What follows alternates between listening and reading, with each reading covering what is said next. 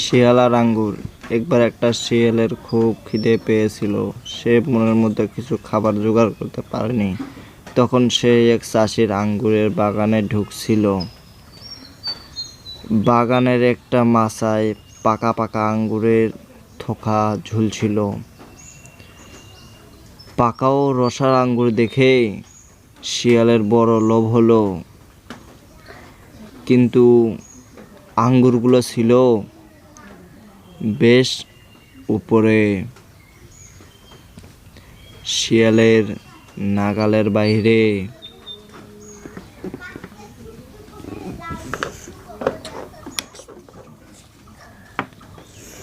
শিয়াল কিছু দূর থেকে দৌড়ে এসে একটা লাফ দিল, কিন্তু সে আঙ্গুরের থোকা ধরতে পারল না।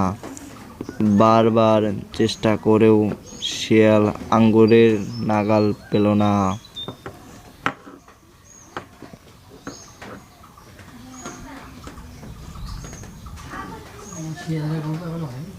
অবশেষে ক্লান্ত হয়ে শিয়াল নিজে নিজে বলল, আমি মোটেই আঙ্গুর খেতে চাইনি। তাছাড়া আমার মনে হয় এই আঙ্গুরগুলি বেশ টক।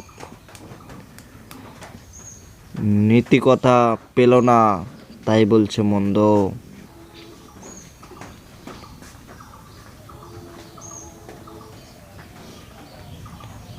তো বন্ধুরা, এই ছিল আজকে আমাদের ভিডিও। তো ভিডিওটি দেখে যদি আপনার ভালো লাগে তাহলে অবশ্যই লাইক কমেন্ট করে জানাবেন।